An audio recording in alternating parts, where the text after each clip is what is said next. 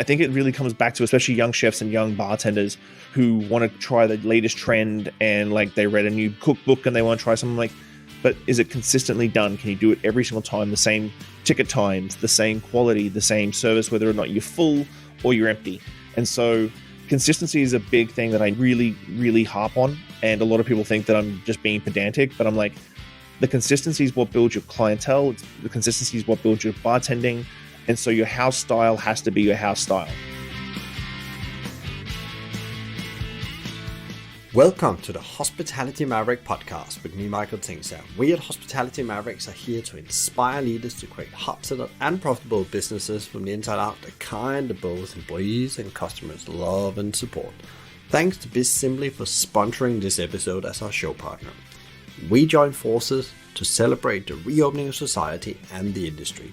As an industry, we need to find new ways to become even more innovative in the way we lead our people, how we operate, how we grow our business, and how we serve our customers.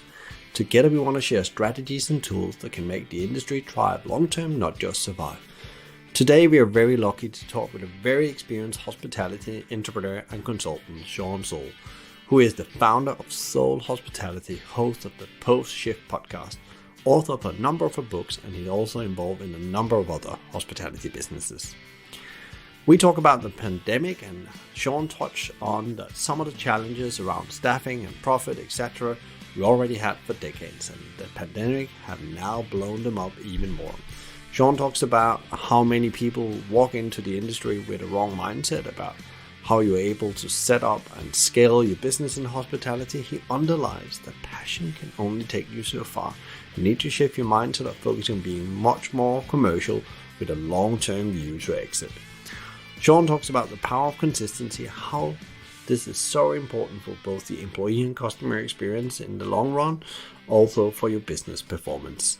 We talk about the structure of the workforce in hospitality and what the issues will be as we reopen around the world.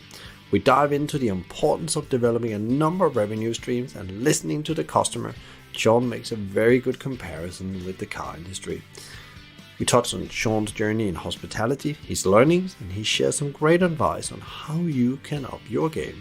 Along the way, we visit many other themes, how government support has been to the industry, restaurant adapting to serve customers at home with great restaurant meals, how you can implement open book management and share the numbers with the employees and get a win on that, how to be part of a mastermind group can boost your performance, and the importance of constantly developing yourself. Before you tune in, please sign up to our weekly newsletter on hospitalitymavericks.com, packed with more Maverick insights and strategies and tools. Now, please grab notebook, pen, and coffee, and let's get started.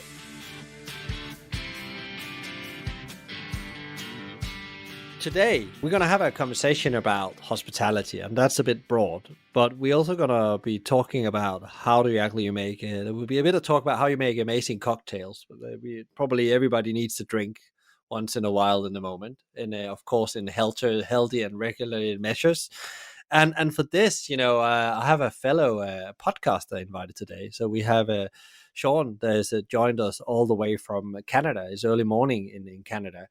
And welcome to the show, Shawn. I really looked forward to this conversation because it's always interesting talking with another hospitality podcaster, because I know from my own experience that we touch so many people and we listen to so many people. So there's so much knowledge in that mind of yours we need to share with the world. And therefore, I'm really looking forward to this because you have listened to probably hundreds of people and you talk with people every day as you do your podcast as well. Well, thanks for having me, Michael. It's very rare that I get to be put on someone else's podcast. So I'm always interested and always looking forward to having chats about having a different sort of dynamic. Yeah, and then we talked a lot about what should the core focus be on this conversation today, and then we said, well, it's all about hospitality, and in a way, it's, as I see, it's a way about your entrepreneurial journey as well. Because the interesting thing is that you are not only a podcaster, you're also an operator at heart, and you run your business. But there's nobody better to present themselves than you. So how would you pitch yourself in an elevator so people know what you're doing besides podcasting, which we already made clear? I always say I'm a bartender first and a hospitality entrepreneur second. Bartending will always be my passion. I still bartend a couple of nights a week at the bar that I run. Um, and then hospitality entrepreneurship is what I do for the other 80 hours a week. And so I run 5 different companies, all hospitality centric. I have 3 different partners in these different companies. And so I partner with the right people to sort of push my goals and push the sort of agenda that I want to push in each individual venture. And so it seems a little ridiculous that I have so many endeavors and so many side projects, but they all sort of work in unison but separately at the same time. Yeah, and I guess that's again in hospitality because that's our challenge. Because I'm the same. I have these number of everything stems from a food point of view, but there's different projects going on. But it's about choosing the right people to make it happen. And if you don't do that, it's not going to work. But also, you need to de-risk your proposition, even though it's hard to de-risk anything in a moment. And in hospitality, come back to that. But tell us a bit more about what are these businesses? And there's a bar, there's a podcast and media company. And then there's also these great training programs you do to optimize bars and stuff like that. But what else are you involved in? If you just have to describe very shortly what these businesses do and what they're passionate about. So yeah, like my main company is SHC, is my consulting firm. I do design and construction and training and a little HR and hiring and that sort of thing. During COVID, I started a new company, but I have a design and creative house with a very talented graphic designer friend of mine who we do branding and design for distilleries, wineries, restaurants. I have my media and marketing company, which really looks into online marketing and creative. I'm the creative director for that, so I do a lot of the social media marketing and social media content creation. I have a little craft spirits distribution agency here on the island where we take craft distilleries from BC, which is about 80 distilleries in the province, and distribute a couple of the smaller distilleries here on the island. I have my own online bar store, which sort of does all drop shipping and stuff out of Southeast Asia. And yeah, I have a couple of passion projects and, of course, the podcast on the side. So I see deficiencies in the industry, especially here on the west coast of Canada, and that's sort of where it leads me to. If I see something that I'm talking to someone, like you said, you talk to a lot of people, you talk to someone, they're like, yeah, we can't do such and such. I'm like, oh, if you can't do such and such, it means that I can probably do such and such, and I'm going to do such and such for you. It's interesting. What was the thing you saw locally in your market? Because I agree, there was already pre-pandemic a number of challenges within our industry on a global level. But what did you see locally that was like missing, that you thought, okay, I need to do something about this. I need to fix this. I think it's always those little things, and you're in the same sphere. So like it's always those little things, that restaurant that doesn't have the good service, or that restaurant that has super high turnover. And I think the pandemic sort of pulled back the curtain a little bit on that, but like it's always that we're doing fine. This is the way we've always done it. That sort of mentality in the hospitality industry has always sort of been that. So it's an uphill battle, but it's those deficiencies, micro or macro, in our industry that I sort of try and target. But just restaurant culture is still such a very interesting animal to try and sort of tackle pre and post pandemic, because as we were talking about off camera, like we have the staffing issues and stuff like that. We had these beforehand. They're just going to get exacerbated during this sort of recovery period. Yeah, and it's interesting. Let's touch a bit on the staffing bit, because you are originally from, you're not from Canada, you're from Australia. And Australia has, I guess they're not in lockdown. There's some maybe local lockdown still happening. But in a way, they came back over the Christmas period. And very quickly, it was evident that one of the challenge was not customers. It was having staff to serve the customers. There was actually a massive talent gap, and actually just arms and feet to serve the customers. Yeah, I think Canada and North America are a little bit different, because we do have that more local focused staffing pool, whereas like the UK and Australia are very heavily dependent on immigrant workers and that sort of thing, in the way of like travelers and people from outside the country to sort of fill those spots. The biggest thing I've found with Canada especially, is that I've been sort of preaching this from the very get go with staff, that there's been a lot of free training, and a lot of organizations have given out free courses and that sort of stuff. So I think staffing isn't going to be as much of an issue in Canada as in other parts of the world. But that being said, the talent pool is going to be very deep and very wide.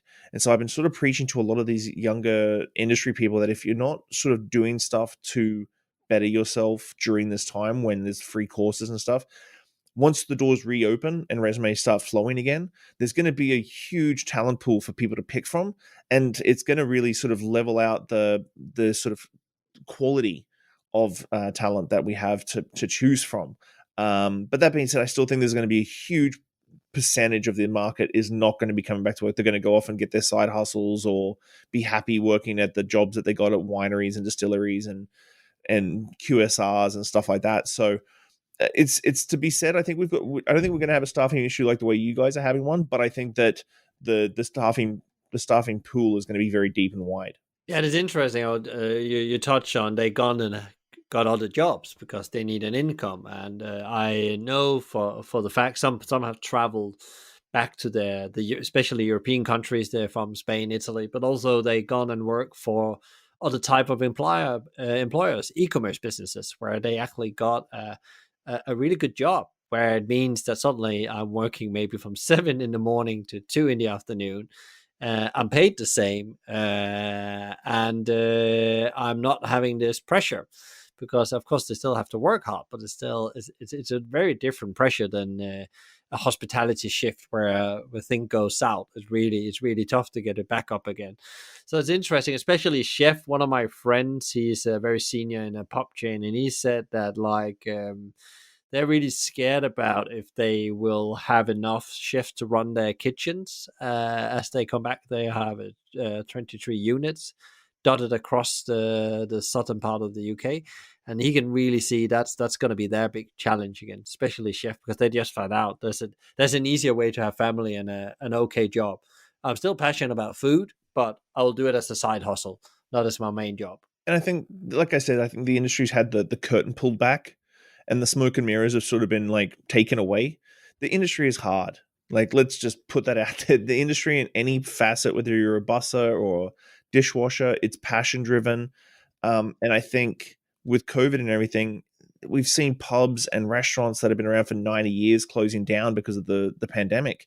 That's a big deal. Like, a place with so much brand equity. Like, when a lot of people get into the restaurant game, they think that, oh, after 5 years, I'll have my loan paid off. I'll have all my equipment paid off. My startup costs are all paid off. I'll be on easy street then. I'll be making money. And then you see these 90-year-old pubs and restaurants and bars shutting down. You're like, well, brand equity and this sort of mystique and romance of having this sort of brand and the cash flow doesn't actually really exist. It's kind of a smoke and mirrors. So I think a lot of people have stopped and gone, yeah, passion gets you so far, but I don't have work-life balance. I work till 2 o'clock in the morning. The money is relatively good, but really balancing out that, like, you have one day off a week and you're sleeping the whole day because you're catching up on the 6-day week you just had. So I think there's going to be a big change in that, and passion and business for just our entry level staff is going to be a much bigger thing coming back. Yeah, that's so interesting. Even pre-pandemic, I had this conversation, and as you know, the curtain was pulled apart. It's like, profitability.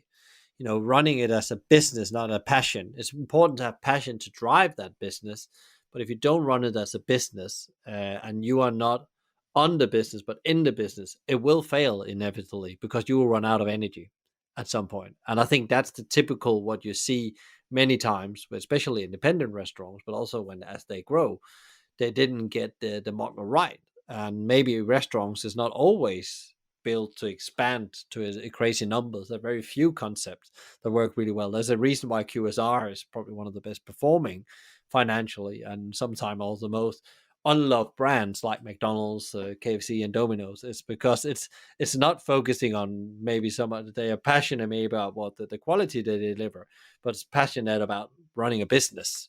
And I think that's the key thing. You have to remember it's a business at the end of the day, and it should pay your pension, not only your day-to-day bills. Oh, 100%. We must be the only industry in the world where well-paid lawyers and stockbrokers and stuff give up their corporate jobs and invest in a restaurant.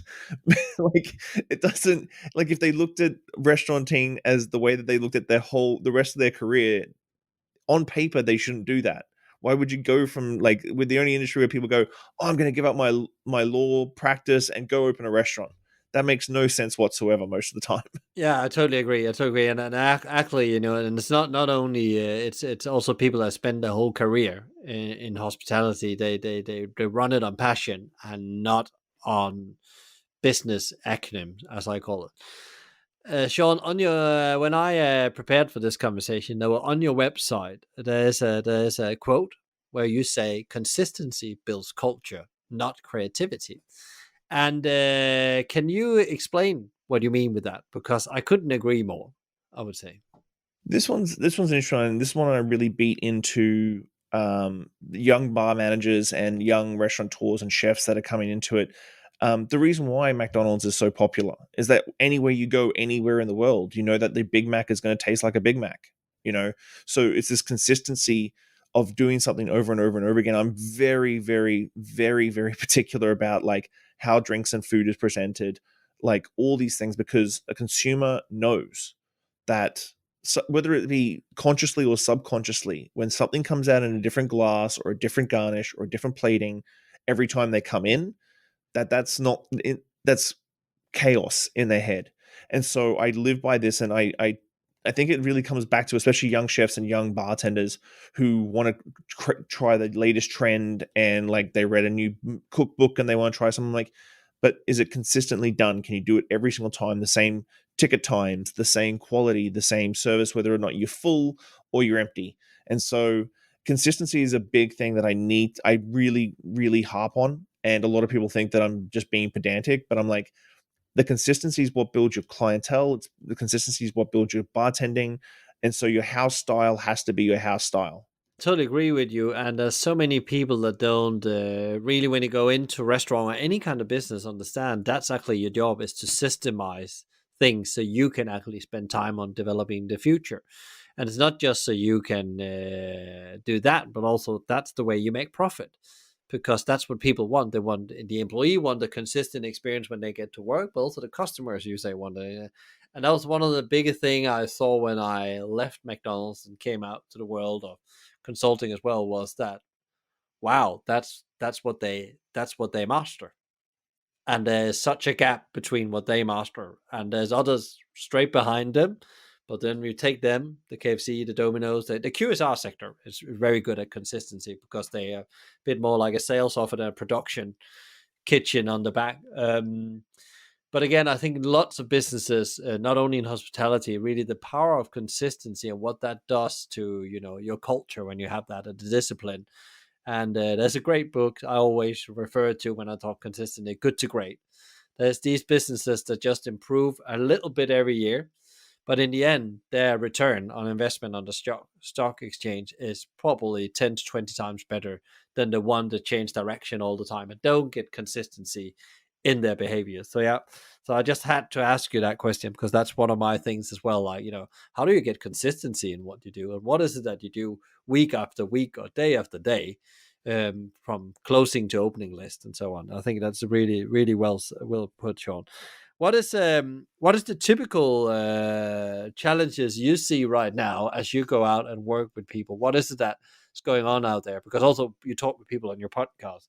What are the biggest challenges for owners, operators, CEOs of their businesses right now? On the large scale, I think it's the government's complete misunderstanding, and I don't want to say ignorance because that's a little bit too harsh, but I think complete misunderstanding on how big the hospitality industry is. I really think we're one of the only industries, probably retail maybe would be close, but I think hospitality is more so, where we have, like, a 17, 18-year-old kid who's going to university or college who works the dish pit once a week. And then we've got the 45-year-old server who works the 50-hour shifts, 50-hour weeks with things. So we have this massive spread of different employees, and I think the government's misunderstanding of just how many people we employ, just how much money we bring in, is very difficult. And I still don't think they understand the inner workings of the industry in the way of like how slim our profit margins are at the end. We're not the airlines, we're not the oil industry, we're not car manufacturing, where we bring in more money than those, but we take home way less than any of those sectors. So I think on the macro, this government misunderstandings where we're having issues with loans to support small business, um, money towards helping staff that are furloughed right now. These are the sort of things like these are. I'm dealing with this in Canada a lot, because to get government help, you can't work so many hours and so much money can't come in your bank. But a lot of these people who were servers and bartenders are now doing takeout windows.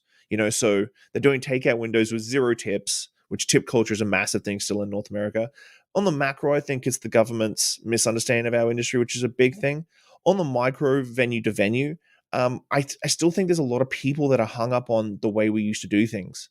And we've mentioned it a couple of times during this already. Like, our industry was fundamentally broken as overall before COVID, like slim profit margins, the passion versus business, staffing, all these sort of things. So why do we romance something that's so old? We're very slow to adapt to new technologies and new opportunities and revenue streams and stuff like that. I've had multiple conversations with restaurateurs who don't believe takeout is part of their brand.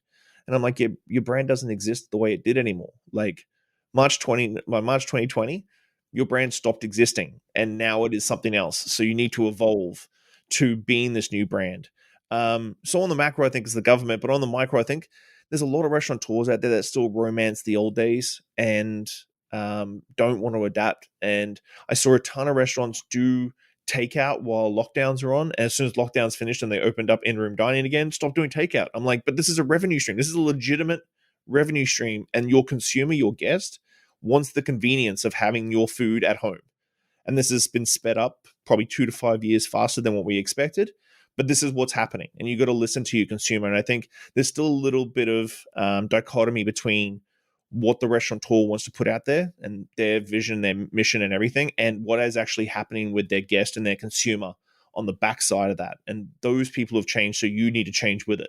Do you think that there's a paradigm in many's mind or mindset that actually we know better as an industry what you want as a consumer? If you look at many other industries that's actually gone through you call it digitalization. I just call it the way we do things. It doesn't matter if it's digital or not. It's the way we think about our customers. You take media business, and they really had to adapt. Banking had to adapt, and they had to go out to understand the customers, what they want. As you say, like the customers want the convenience. And why wouldn't you have more than one revenue stream? Any great business model have minimum 3 revenue streams to de-risk its situation. Yeah, I think there is still some of that, and I think the car industry is probably the perfect sort of example of. You can see the car companies that were so caught up in themselves that they kept putting out cars that they thought their consumers wanted, and they're very far behind, say the Japanese car makers and like the Southeast Asian car makers who really listened to where the consumer and where the consumer sort of behavior was going, and they changed their business model to do that. And now the Hyundais and the Kias and all this sort of stuff have stepped up, whereas a lot of your North American car makers have sort of fallen behind and they're just starting to catch up now. And I think we do, and I'm not saying that we should disregard that, because there is always that sort of like, I want to bring X style of food or X style of experience to the guest. And if the guest loves it, great. If they don't, they don't. I just think there's got to be a happy balance. And I agree with you. There's a paradigm between what the customer's wanting and what we need to do right now to survive. Because you can keep pushing your passion, but if your passion is not keeping the lights on, then you need to figure out how to keep your lights on right now. I think it's interesting that thing sometimes I've asked people I work with, clients, CEOs or owners, I said, you've just been punched in the face 3 times, but you continue doing the same thing because you are inevitably believing that the world wants this menu, this setup, these kind of things. Maybe you just need to listen to that because either your revenue is telling you or the lack of customers telling you need to change something. But we wake up every day, we do the same checklist, we open the same way, or we go back, as you said, when the lockdown is lifted and cancel revenue streams. That was actually a legitimate revenue stream, you say. And actually, I think one of the things that actually often happens, and I don't know if you can confirm that. I know you talked about this before. Nobody looks at data. It's all gut feel decisions often made. And I think that still hangs in the air, even though we are going through a pandemic where, you really need to focusing on what matter most. And you can only do that by measuring it in some kind of way. There's a Mike Tyson quote. There's like, everybody has the best laid plans until you get into the ring and get punched in the face. And I think that that is exactly what we do every day. We have the best laid plans when we wake up in the morning. We know how it's going to be. But I do agree. There's not a lot of data crunching. Like I talk to my staff a lot on a daily to weekly and to monthly basis about how many covers we did, what our per head spend was. I have my targets and I share that with them. Right now, within room dining, the hard thing is that you can't really do much to get more bodies through the door because the market is just the way it is right now. So my big focus right now is how much is every seat spending? What is my per head spend? Like that is a massive thing for me right now because with the way that our government's played out our restrictions and stuff, it's perpetually Valentine's Day. It's perpetually just two tops. So you're full and every single table's full, but it's two top, two top, two top, two top. There's no fours, there's no fives, there's no sixes. So this is perpetual Valentine's Day every weekend. And but I said to the team, like, this is the per head spend I'd like to target. This is where I think is our sweet spot. I think we can do this. So let's figure out how to make that work so that every single person that we get through the door is maximized as much as possible. But yeah, you start talking about break even points and what's your cover count and how many seats do you have and what's your turnover rate and all that sort of stuff. And the glazed eye is just sort of like really glaze over really quickly. And you're like, okay, so you don't know what your break even point for your restaurant is on a daily and weekly basis. As you just explained there, you actually distill that down to the staff. Then they have something to work with. They have a very specific key result they can work to. So you made very clear about how success look in the current environment. So you've been very clear as a leader where the focus should be, and you give them permission to operate in that. That's what I hear, and you involve them in that solution because you as the owner or leader, you maybe have an idea about where 20% of that solution is, but the 80%, which is really the important bit, it's maybe your staff that's going to find out by actually working with that objective. 100%. And I think this is an overall thing for the whole industry. I think we need to be more transparent with what we do.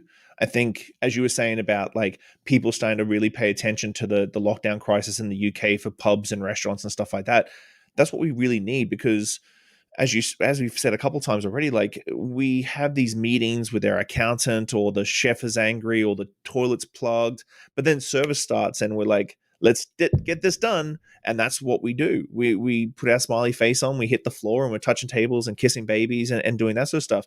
So I think there needs to be transparency within the organization and out of the organization as well, especially right now. Like a lot of chefs have come out and said like, this is really hurting our industry and being that really raw transparency to show that our industry isn't all glamour and fun lights and serving great food and that sort of thing and getting awards. It really is a difficult industry to be in.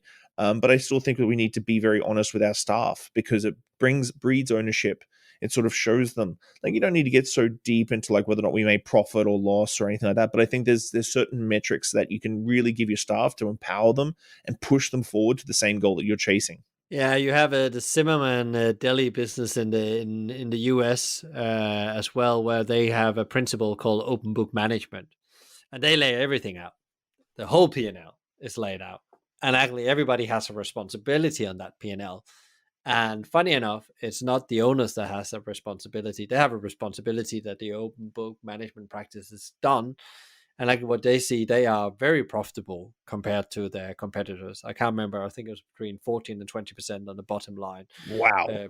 Pre-pandemic, I saw, and again, that's the extreme version of it. And you can't start with that. They all didn't start there, but again, that it's so powerful. I've seen that myself, and I practice that again. Don't hide the numbers because you can't improve them yourself. You need people to help. That's that. And actually, people need to have insights into how bad it is. How many times I haven't seen people where the business closed and they say, "How did that happen? We're busy every evening, but yeah, you didn't make enough sale, or you just missed $5 on each sale to be profitable." So it's just so interesting that we are sometimes so entitled. I've been there myself, where you hold that, you don't want to show that because you think it reflects you. No, it actually reflects the team, and when the team knows they're not performing, then they do something about it. Even if you don't give the direction, they will do something about it. That's or they will say, "Oh, I can't bother," and that's the best thing that can happen then. But it's interesting what you said. I want to touch back on the government thing, because I think that's a global thing. Do you think that, because there has been a lot of people being out and talking on behalf of the industry association and so on? Do you think we have been pre-pandemic, we were too proud and too much elite soldier about it, that we just moved on with it? We didn't actually start raising these questions before, and maybe we had a responsibility to fix our own businesses, but also saying that this actually is an industry that employs a lot of people, but likely the condition we have from a national point of view is really poor. Support to education, support to infrastructure, because there's branded restaurants and hotel chains, which is probably a small majority of the total market, because the restaurant market is still primarily independent run businesses. But do you think actually we've just been too proud and too much elite soldier about how we approach things? Is that a mindset that can be a blocker? I think it's a few of those things. I think again, we have always been proud, and we've always sort of kept our cards close to our chests. I think another thing is that I feel like we're a little disorganized. We're always busy, and we're always in the business of being busy. There's always something going on in a restaurant, and so I think we're a little disorganized. Like you look at lobbying groups and the bigger industries, they've got one association or maybe two associations that are talking to the government directly, whereas we sort of have this sort of big organizations, small organizations. You've got big hotels, you've got small hotels. I don't think there's an industry in the whole hospitality sphere that has such a massive spread of SMEs and big guys. Like you talk about we talk about the oil industry and the car industry because they get bailed out quite a lot. Like those guys get bailed out a lot. We bring as much Every money time. we bring in as much money, if not more money, to the GDP every year as the hospitality industry. But we have there's no SME oil companies or car companies. Like we're not talking about the small mom and pop restaurant on the corner to a multinational hotel. So we've got this massive spread of organizations. The small guys don't really want to get involved because they're so small.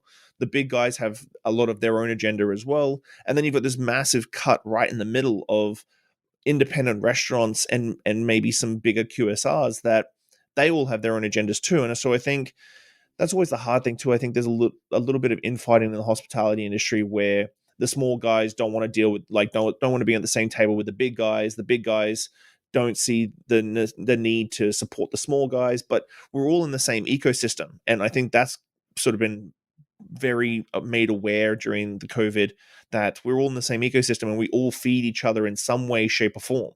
If we don't have tourists coming to town, your little independent restaurant's probably not going to have a whole bunch of guests.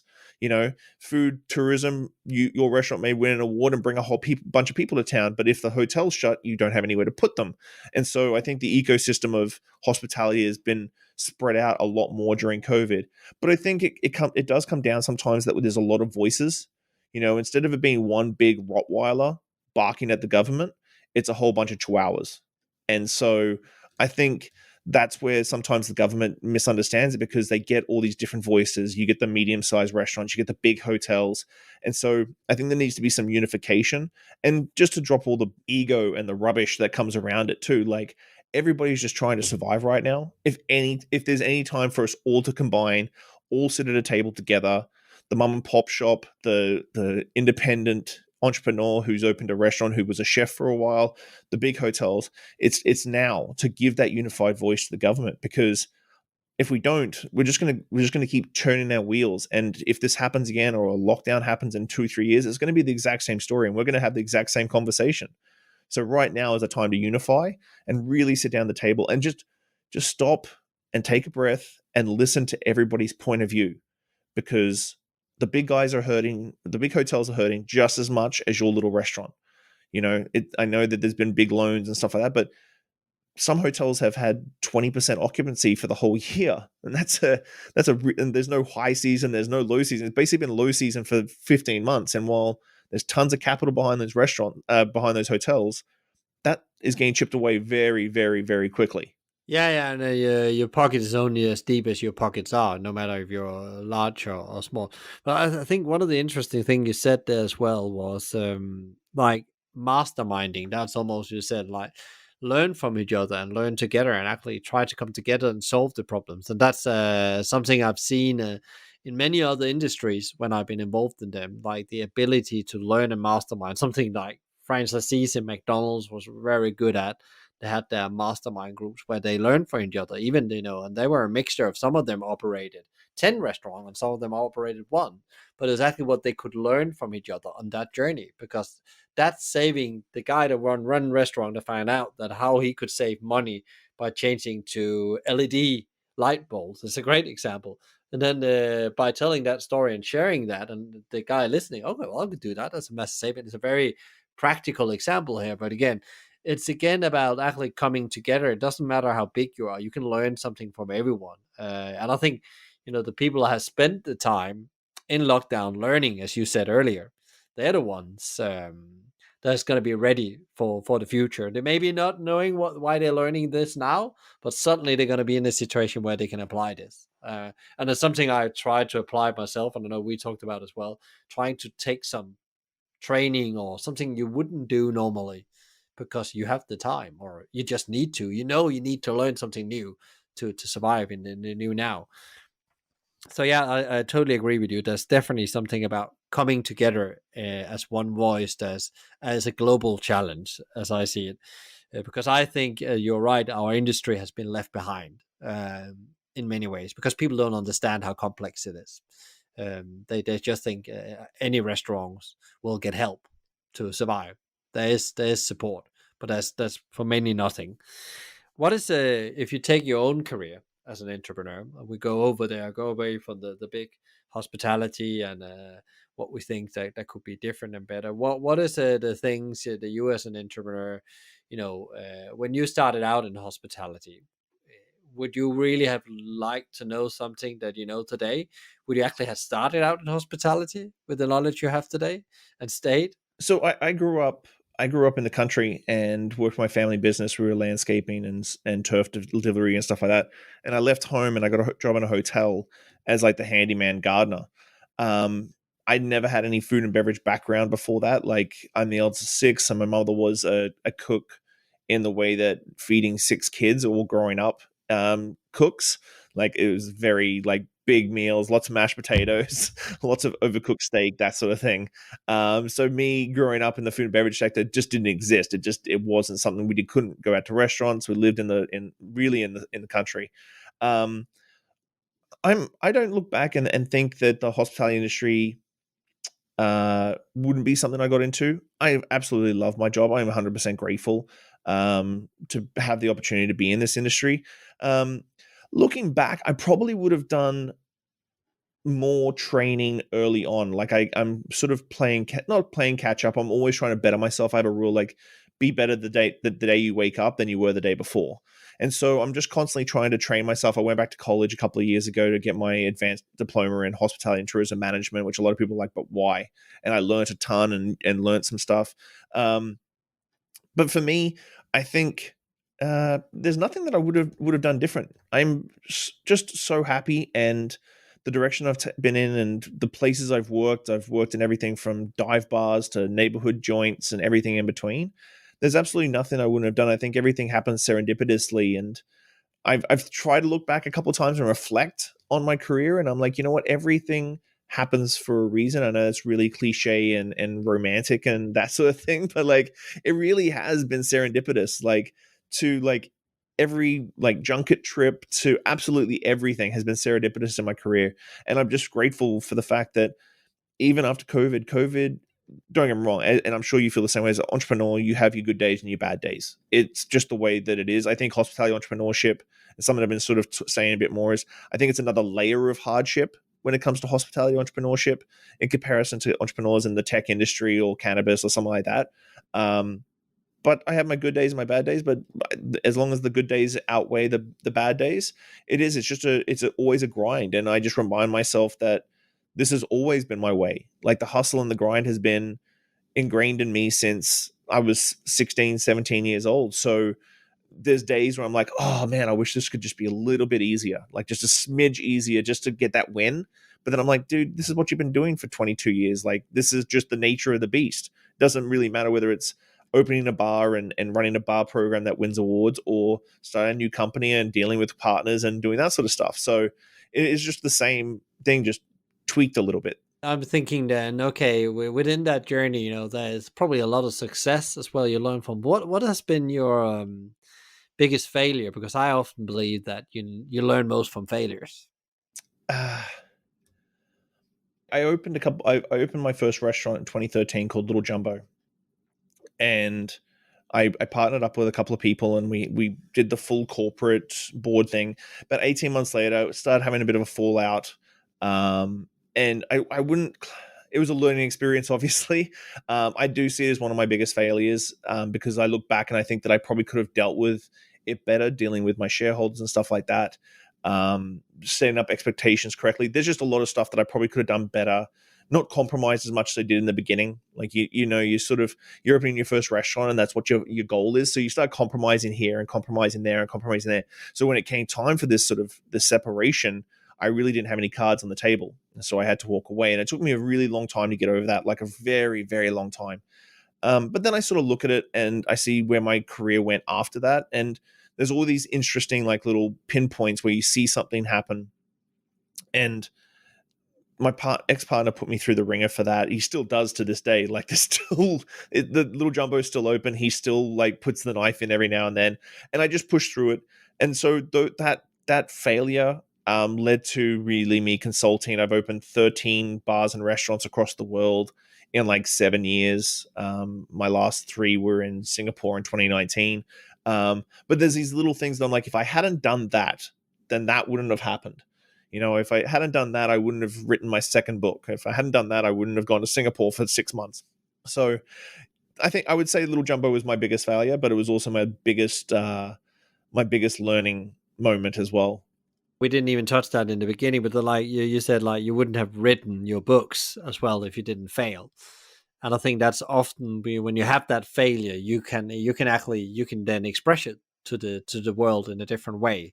And you've reflected on. Did you use the books like reflection on that and actually manifesting a bit what you'd learned, or you already always had that dream of becoming a writer? I have that dream. I haven't got to the book yet. I'm writing every day, but I'm not got there. And so one day I've been told you will be there, and you will know exactly. So I'm just writing 50 minutes every day to be better at that. But is that like the way you, in a way, reflected and dealt with that failure that was big at that time? I think between the books and the podcast, I think the books made me stop and realize just how fortunate I was, and look at the whole culture that I'm a part of. That I'm a little speck in a big cocktail culture of Canada.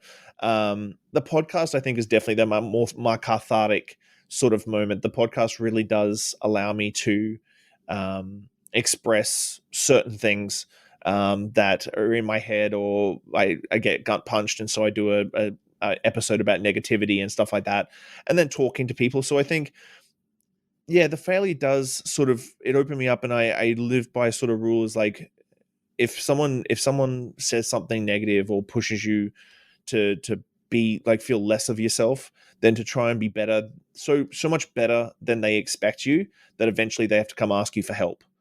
And so that's the kind of way I look at it, is like, I try and push myself as hard as I can, so that naysayers eventually have to come to me and go, hey, I'm opening up a new restaurant. Can you come help me? And so it does push me to be the best I can possibly be.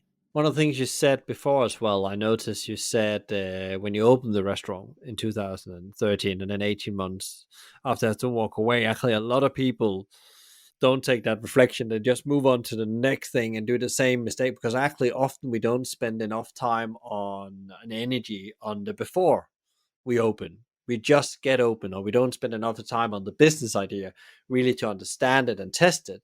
We just do it. But then you maybe wasted a lot of time. And that's actually often where the failure starts, exactly because you didn't spend that time. I'm not saying you should procrastinate. That's a different thing. But spend the time you need to think the right thoughts and actually get in sync with these people if you have to involve other people with as well, because that's my experience with the people I work with. Actually, the most successful project actually taking a bit longer to get started, but actually we spend a longer time of getting in sync as individual people, but also around the business model and actually getting all our views heard in a way. And I think that's where it was such, I had a singular thought and a singular goal and push that I didn't. And I was young. I say I was young. I was like 33 then, 32 when we first opened. I was like, I wanted to get this place open. I knew exactly what I wanted. I had the name and the concept for 10 years before this, and I didn't take into account the expectations and the needs of the people who put money into the venture, which again, it goes back to that passion versus business. Like, oh, my passion will take me like way further than the money that they put in. And so I look back and I know how to deal with people now in the way of outside the industry having that sort of like romantic look on restaurants, and then they're going to drop coin into it, and you're just like, okay, well, listen, this is the way it's really going to be. You're going to have X, you're going to have Y. There's going to be a lot of hurdles. There's going to be slow months, but you got to sort of push through it, and you got to understand that it's going to take time. Yeah, and one of the most important thing is that no matter how good a plan you have, it probably will never go according to that plan. But you will be in a better place that you had a plan and had some consideration, because then you can easily being agile, as so famous to say in a moment, to change direction, because that's the reality. It never goes to plan, but you probably either hit a bit below, or even worse, very far below what you expected. Good. So one of the things I was thinking about as well, because I guess that when you were not born into the industry like one of myself, who inspired you on that journey? There's always a situation that makes you stay in something and think, okay, well, this is the thing I need to, especially as a young person. Okay, here's my calling. This is what I need. But who inspired you for that, or was it an individual or a situation? And who else inspired you in your time as an entrepreneur? I've had a lot of people. Like when I first started out, my food and beverage director at the hotel that I was the handyman, I was like, "Do you have black and whites? I'm short of staff member. Do you want to work a wedding?" And so I worked the wedding, and the wedding was awesome. And the bride and the bridesmaids and the groom and everything, we were dancing on the thing, which I know is not really what I would say any young person who works in a banquet hall dance with the bridal party. But I didn't know any different, and so I just had fun, and it was that hook of fun that I sort of started. And then going through, I've been fortunate enough to have some really fantastic mentors throughout my career. Philip Duff out of New York, he owns Old Duff Geneva. Um, he was a big catalyst in that sort of big step from where I was based here in Victoria to sort of like showing me a bigger world of like what can actually happen in your career as just a bartender. I think my dad and my mum have always been a massive influence on me. My dad was very similar to me, always had like lots of jobs and bounced around a bit. We moved a lot as a kid. I went to 14 different schools in 12 years. And so, but then he started his own business, and it was the happiest time that I saw him in my whole childhood was when he was controlling and when he was running. And my dad would work from 5:30 in the morning till 10, 11 o'clock at night. And he instilled that in us kids as well, that if you want to do it yourself, you're going to have to work twice as hard to prove you're half as good. And so that's kind of where it sort of comes from. And my dad always said, regardless of what you do, I don't care if you're a ditch digger. He never really had aspirations in a lofty way. He was like, if you're a ditch digger or a doctor, make sure you're the best at it. So that's the sort of driver that from the get-go was always that push to do the best. And it was almost like a family mantra. It's like, whatever you do, just be the best you can be at it. And so I think that was where it sort of came on board, because I worked 40, 50 hours a week during school. So I'd be up at 5 o'clock in the morning, load a truck full of turf, clean my arms and legs off with a bottle of water in the back of our car, and then go to school, come home from school, change back into my overalls, and then go do a big load and do my homework under a torch in the back of a truck. And so I think my dad's sort of entrepreneurship, even though back then it wasn't called entrepreneurship, it was just owning your own business, I think his drive to control his own destiny, because he's a super talented truck driver, and he's never even had a parking ticket. It's really odd, his like completely clean record, but he always wanted to own his own business. And since then, he's done very well for himself. But it was that initial, like when I was 16, 17. Well, I started working when I was 13, but that sort of family business and sort of growing it. And some of the stuff they did was just so crazily like groundbreaking, not compared to these days standards, but simple things like putting flyers under people's doors instead of in their letterboxes and stuff like that. And yeah, so I think my dad's influence has sort of always led me to be an entrepreneur and give me my work ethic, that people wonder how I achieve everything that I do every day and I still sleep 7 hours a night. So it's I think it's my dad's influence from the get-go that sort of led me all the way through my career. Yeah, hooking on to I sleep 7 hours a week. How do you actually turn up? Because you're talking about how you turn up every day. I call it turn up. How do you turn up pro? How do you turn up with the energy you need to drive your own businesses? Because yeah, you have the same challenges as a normal individual as well, but you also have your business on top of that. But how do you actually find that energy? Because as you said, passion cannot drive it on. What tactics do you have to make sure you turn up pro? Well, we sort of started chatting on Clubhouse, and Clubhouse always has these sort of the rooms of like tactics of successful people and stuff like that. I have a pretty much similar sort of schedule. I like to wake up early, and while my family's getting ready for school, I lie in bed. I get all my emails done, all my social media done, because you answer every comment on every post, and that takes time. And so then just roll into my day. And so as long as I have my family at school and work, and I've got my coffee, which is it would be classed as an addiction by most people. And then I just roll in it. And so I sit down, and for the first 15 minutes of my day, I go through my emails and I write a list of everything I need to achieve and give it a scale from 1 to 5. So 1 is most important, needs to be done today.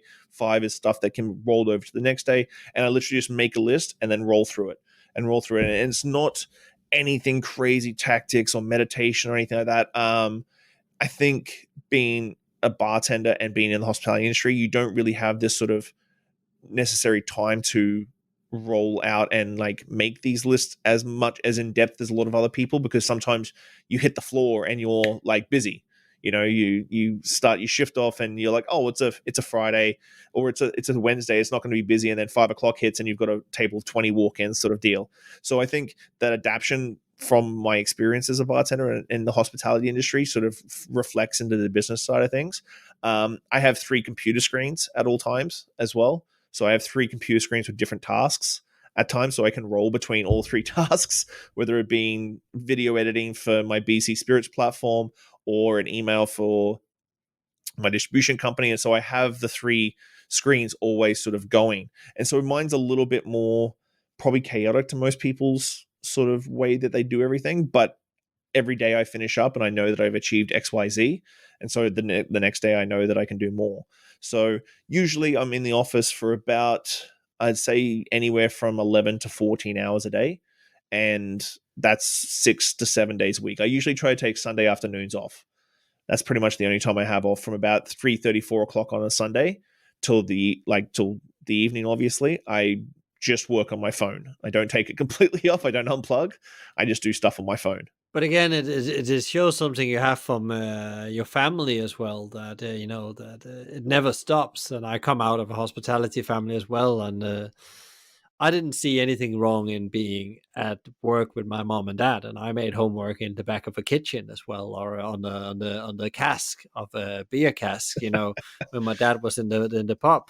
So I feel quite, but I can see that it's very different from many other people. Is again, do you see your work as a job, or do you see it as a passion, a purpose, something you're pursuing, an excellence you're trying to achieve? If Michael Jordan saw playing basketball as a job, he would never ever got to that excellent level he got, because it's, again, are you stressed with it or you're enjoying it? And that's how I often say to people.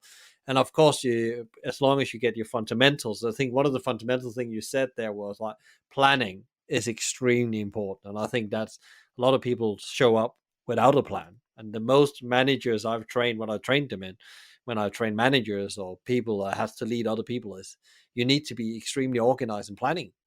First yourself, and then you need to learn how you organize and plan for other people, so they can learn from you. And that's your job in general, in every aspect, and especially entrepreneurs that miss that bit of the planning bit is the one that gets really into trouble, because then they're doing tasks they maybe shouldn't be spending their time on.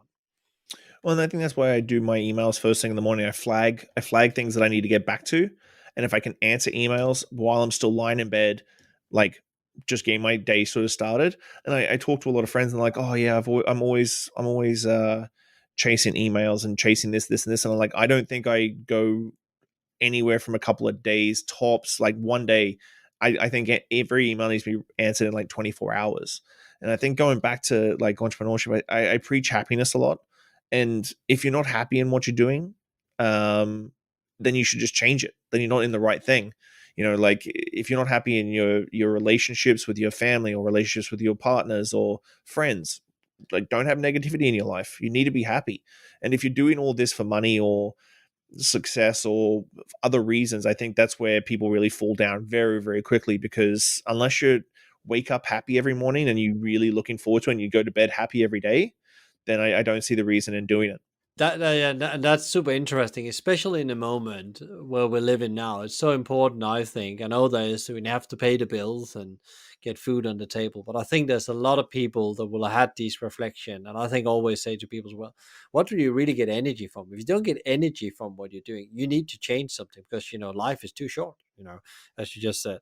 What is your like prediction for our industry? We're a bit hard on it in the beginning, but is there any positive light? Because there's a lot of positive things within hospitality. You said we are people alike to serve other people. That's the one thing you can't take, that human element of being in service to others. It's like something that's very unique around hospitality, and probably that keeps a lot of us around, and why we think it's so exciting. Also because it's so difficult to make work. That's one of my things.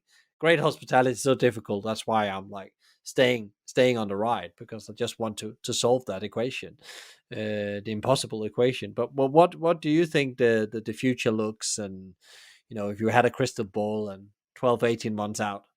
I've got high hopes. I think the vaccine's going to change a lot of things. Hopefully, with these variations and stuff, we can get those under control. Um, I've got high hopes. I think people always are going to like people. You know, people are always going to want to be around people and have that energy and that sort of bustling. You know, I don't think anyone's ever going to be like, you know what, I just don't want to go to the pub. You know, like I don't want to go to the pub on a Friday night and stand in the street and have a pint. You know, so I think people will like people. So we've got to watch consumer behavior a lot and see how, as an industry, we can adapt to what makes them comfortable. And I think it goes back to being more aware of consumer behavior. Is Perspex screens going to stay a thing for the foreseeable future so that people can sit at bars and sit at tables and stuff like that? Probably. Is face masks going to be a thing for the next little while? Most likely. But I have high hopes. I think, again, taking that time and as an industry just stopping and taking a breath and really being thoughtful about the next steps we take, instead of just trying to sort of slap the doors open and let the torrent come in.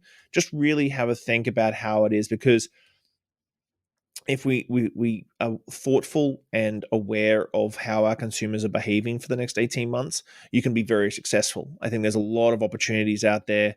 You're going to see a lot of small restaurants that were never really doing very well shut up, and the opportunity for small and medium size operators are going to be much bigger, because there's a lot of landlords out there who are going to need some rent money.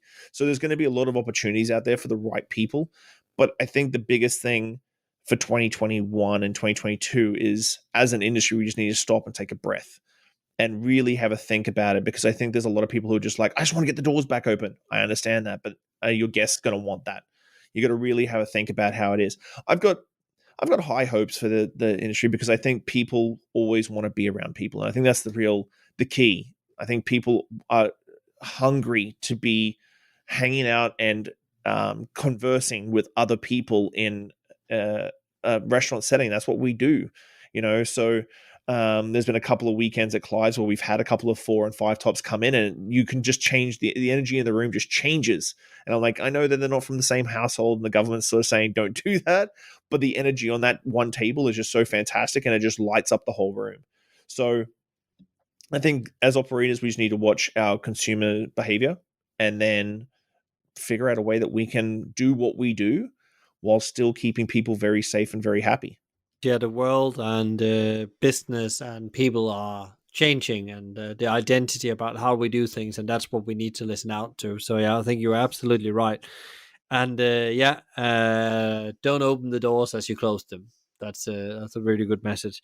What that maybe leads into the last question I always ask the guest is like, what is your top three advice you want to give to other leaders out there that can, in the industry? What is your top three advice of what they should maybe go and change, what the kind of thing, the reflection they should have as they go through the next period here, 3 to 6 months?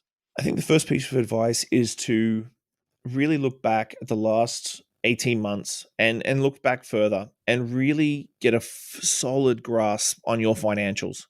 Like we've talked about a lot of the profit and loss statements and stuff like that. Like really get a solid understanding.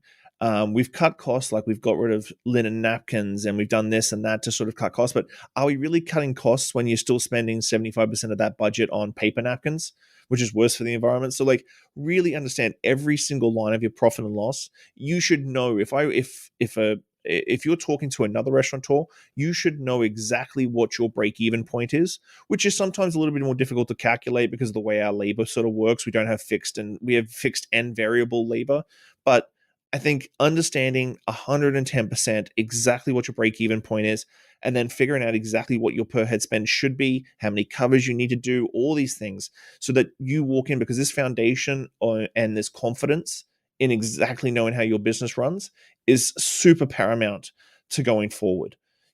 Like knowing what your staff members are doing, training, that sort of thing. Taking this time to train your staff even heavier to sort of push that per head spend. We've talked about per head spend during this. Is a big thing. I think auditing all your staff and making sure that you've got I look at it as like a baseball team. If you're going into the World Series, you want your best baseball team playing. You don't want to be like, oh, such and such is just like that. That's just them. Like the guests may love them, but their per head spend is $5 to $7 less than the top hitter. And so I think really understanding that financial training and staff education is a massive thing. I think we sort of give them the baseline of what our business does, but I think it needs to be much broader in the scheme of wine training and all this sort of stuff, instead of it just being about what we do, about what the industry does. And number three, once you understand those two things, I think as operators, we need to understand that you need to have an exit strategy, in the way that you can't keep working the 50 hours a week, 60, 70 hours a week that a lot of restaurateurs do. They work the door.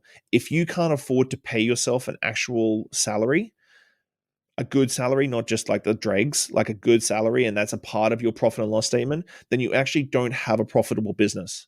I talk to a lot of restaurateurs who've been doing it for 20 years. I'm like, well, how much do you make? He's like, well, we just take a percentage of the profits at the end of the year. I'm like, that's not how it should work.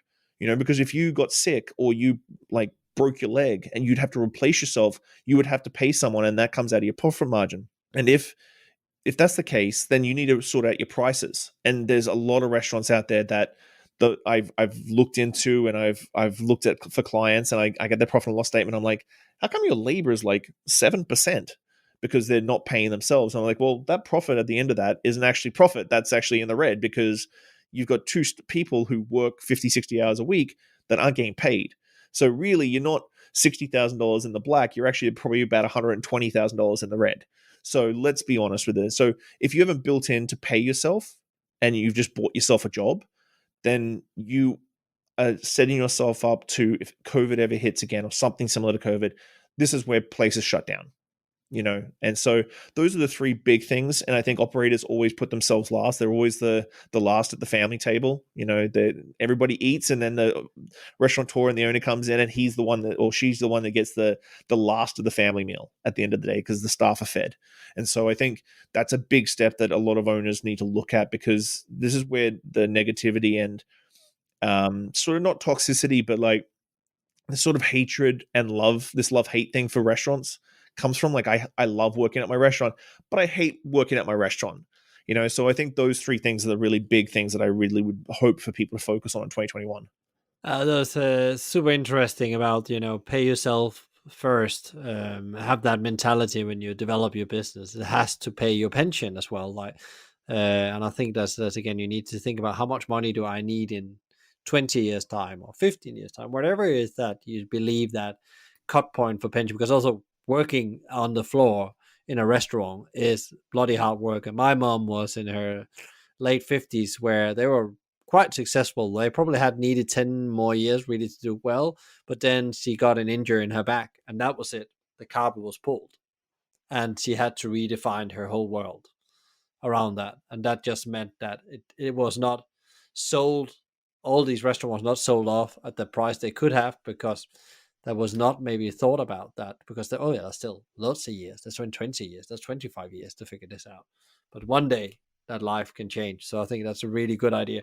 And I love the thing you said about the team as well. What kind of team are you bringing back? Are you bringing back to play the NBAs, or you're playing the leagues on the below that? What kind of league are you going to play in when you come back? And what do you need to put in the team to play that? It's not always who you need to hire, but what you need to put in that team and find out, do I have the right people on the team and the wrong people? Get them out of the door. Don't bring them back. Set the best team, always. And don't be satisfied with, I can only get these people. That's not, or else invest in those people so they become the best people.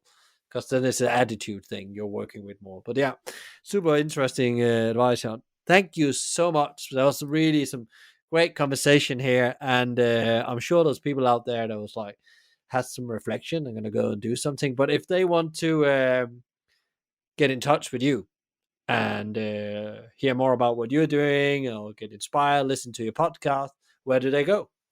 Well, I'm on all the social media platforms, literally all of them. I don't think I'm on Snapchat, but I'm on literally every social media platform. So you can hit me up. I'm always open to messages and that sort of thing.